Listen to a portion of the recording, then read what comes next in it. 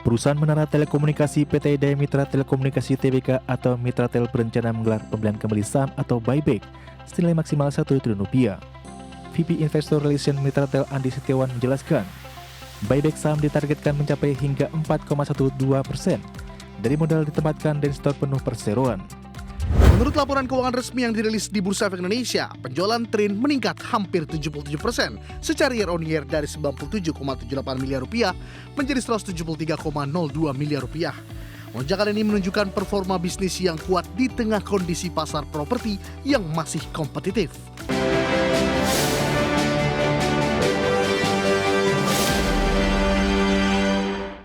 Kembali bersama kami dalam IDX First Session Closing. Pemirsa, kita ke informasi pasar modal di mana perusahaan menara telekomunikasi PT Daya Mitra Telekomunikasi Tbk atau Mitratel berencana menggelar pembelian kembali saham atau buyback dengan nilai maksimal Rp1 triliun.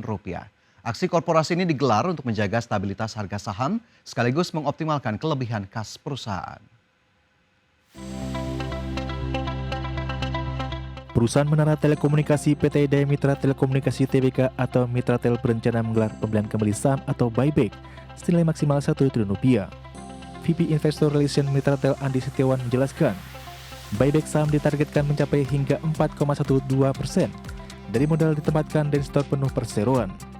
Dan yang disiapkan tidak termasuk biaya komisi broker maupun biaya lain terkait pelaksanaan. Rencana ini masih menunggu persetujuan pemegang saham dalam RPSLB yang dijadwalkan pada 16 September mendatang. Dengan asumsi harga saham MTL di kisaran Rp595 per lembar, perusahaan berpotensi membeli kembali sedikitnya 1,68 miliar saham. Angka itu setara 2% dari total saham yang tercatat di Bursa Efek Indonesia. Meski begitu, Mitratel belum menyebutkan harga maksimal pembelian yang akan digunakan. Adapun jika rencana ini mendapat lampu hijau, buyback akan berlangsung selama 12 bulan sejak disetujui RPSLB. Perseroan menegaskan aksi ini diharapkan membuat harga saham lebih mencerminkan kinerja perusahaan yang sebenarnya. Berbagai sumber untuk IDX Channel. PT Perintis Trinity Property Tbk mencatat lonjakan penjualan signifikan di semester pertama 2025. Peningkatan tersebut terutama didorong oleh proyek-proyek mixed use yang sedang dikembangkan di berbagai lokasi strategis. Menurut laporan keuangan resmi yang dirilis di Bursa Efek Indonesia, penjualan TRIN meningkat hampir 77% secara year on year dari Rp97,78 miliar menjadi Rp173,02 miliar. Lonjakan ini menunjukkan performa bisnis yang kuat di tengah kondisi pasar properti yang masih kompetitif. Segmen real estate menjadi penyumbang terbesar pendapatan perusahaan dengan kontribusi sebesar Rp166,85 miliar. Naik 70,63% dibanding periode yang sama tahun lalu. Proyek mixed use yang digabungkan hunian, komersial, dan fasilitas pendukung menjadi kunci utama pertumbuhan perusahaan. Manajemen TRIN optimis dapat mempertahankan tren positif dengan strategi ekspansi proyek mixed use yang sesuai dengan kebutuhan pasar urban. Fokus pada pengembangan mutu properti dan lokasi strategis diyakini akan membawa kinerja perusahaan lebih baik ke depan. Dengan hasil penjualan yang menggembirakan, Trinity Land menunjukkan daya saing dan adaptasi kuat di pasar properti Indonesia. Inovasi dan ekspansi proyek mixed use menjadi motor penggerak utama kinerja TRIN dalam menghadapi tantangan masa depan. Berbagai sumber IDX Channel. Kita ke informasi selanjutnya, pemirsa. PT CAM Resto Indonesia Tbk menggelar pembelian kembali buyback ataupun buyback saham dengan anggaran sekitar Rp7 miliar. Langkah strategis ini mencerminkan optimisme perusahaan terhadap prospek industri restoran yang semakin membaik.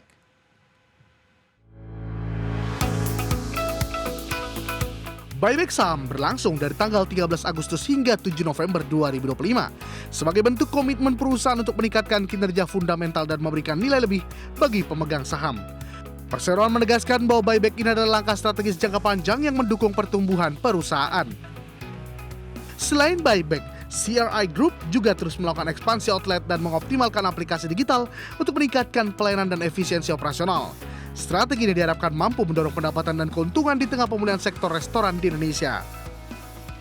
Menurut data Badan Pusat Statistik, produk domestik bruto Indonesia tumbuh 5,12% pada semester pertama 2025, sementara inflasi terkendali di 5,12%.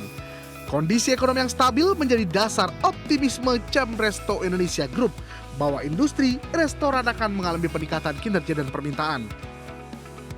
Dengan dukungan strategi korporasi dan kondisi ekonomi yang semakin kondusif, Cemresto percaya diri meraih pertumbuhan positif di industri restoran.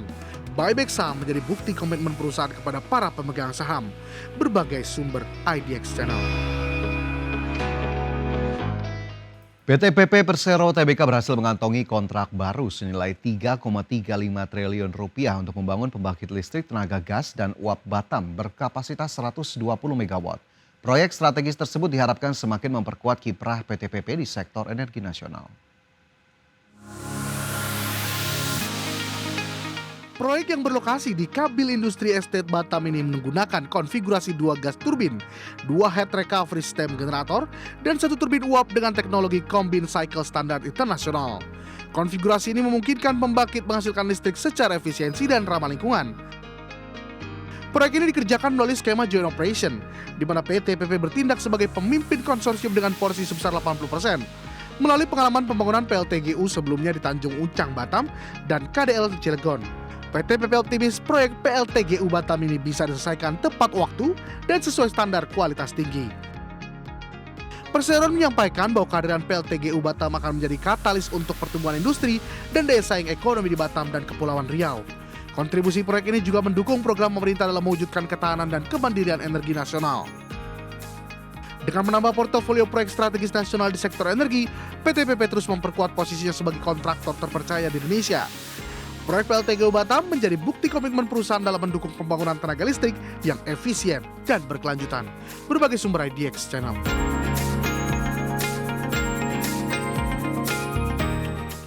Ya, kita ke indeks harga saham gabungan pemirsa, di mana hingga perdagangan sesi pertama IHSG ditutup menguat 0,18% melanjutkan penguatan yang tercatat pada perdagangan Senin, di mana IHSG kembali bergerak di level 7.940 menguat 0,18%. Adapun secara year to date IHSG menguat 10,86%. Level tertinggi di sesi pertama di 7.978, sementara tadi IHSG dibuka juga tidak terlalu jauh di level 7.971. IHSG kian mendekati level 8.000 setelah sebelumnya sempat mengalami pelemahan pada perdagangan Kamis dan juga Jumat pekan lalu. Nilai transaksi mencapai 11,07 triliun rupiah, 331 saham menguat, 354 saham melemah, dan 270 saham bergerak stagnan.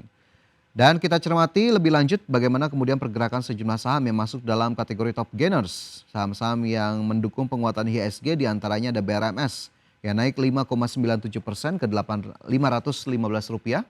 Toba naik 8,3% ke 1.240. DSSA masih melanjutkan penguatan naik 9,8% ke Rp87.700 dan BBKP naik 4,71% ke Rp89. Sementara top losers ada BBCA yang melemah 1,47% ke 8.350, PANI melemah 6,24% ke 15.025, Astra Internasional terkoreksi 2,61% ke 5.600 dan WIRG turun 7,14% ke level Rp208 per saham.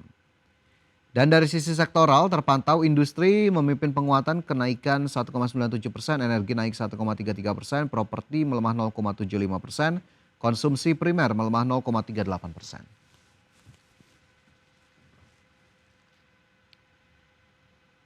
Dan pemirsa, informasi lainnya akan kami hadirkan usai jeda sesaat lagi.